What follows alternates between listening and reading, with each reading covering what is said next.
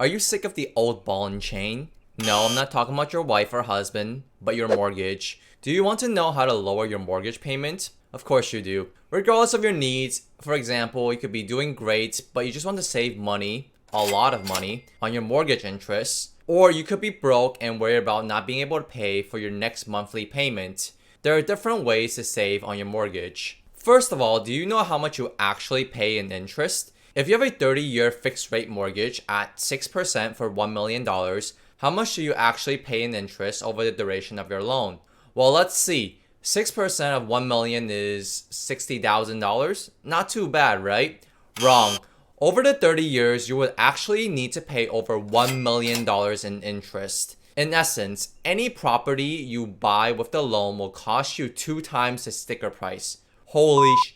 If you want to lower the amount you pay in interest, you have a few ways to do so. Your mortgage consists of 2 main parts: the principal, what you actually borrowed, and interest, what the bank profits from. In the first few years, your monthly payments go mostly towards the interest side. If your first payment is $2,000, only $300 of the $2,000 actually goes to the principal. The rest is interest. Crazy, right? How would you feel if you could save 50% on interest and cut your 30-year prison sentence in half? You can do so by making early principal payments over the duration of the loan. If you have a fixed rate mortgage, when you write a check for the monthly payment, you will write a second one for the principal only portion for next month's payment. Let's take the cost of an average American home, $350,000, and you take out a 30-year loan at 6%. Your first monthly payment is about $2,000. Using this strategy, you will write a second check for the next month's principal, which is only $350, a relatively small amount.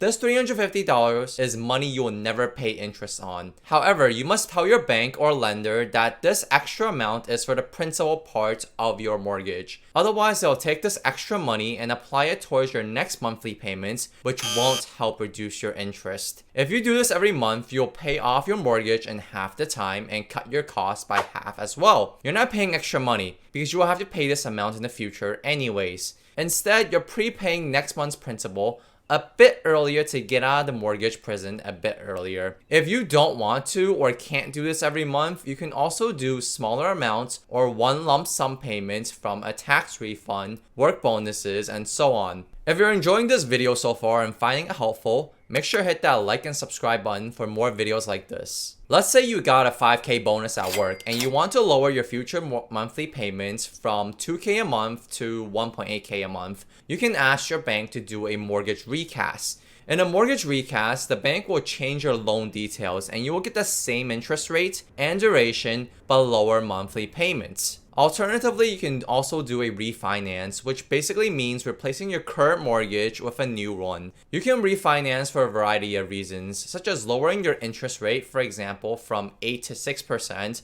or changing your mortgage duration from 30 years to 15 years, or vice versa.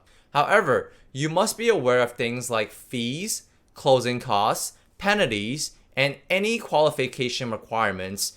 As a general guideline, refinancing your mortgage is worth it if you can lower your rate by 1%. You can also refinance to change the duration. If you want to pay less interest overall and don't mind higher monthly payments, you can switch to a shorter loan.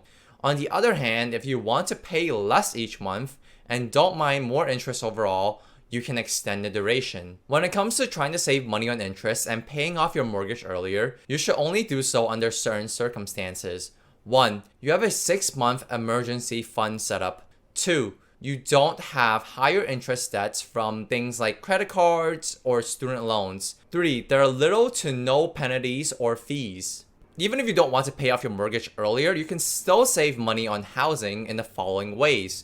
1. Dispute your property taxes if they seem unreasonably high. 2. Find cheaper homeowners insurance that gives similar coverage. 3. Renting out part of your house, for example, bedroom or basement, to someone you trust. 4. Removing your private mortgage insurance, PMI, once you own at least 20% of your house. PMIs cost around 0.22% to 2.25% and is attached to mortgages with down payments of less than 20%. If you can, you should make a larger down payment, that is 20%, when you're first buying the house so you can avoid the PMI altogether. Lastly, if you actually can't make your upcoming payments, you can apply for a mortgage forbearance or loan modification. However, there are tight rules for these options and you have to be able to prove that you're struggling financially. For example, unemployment.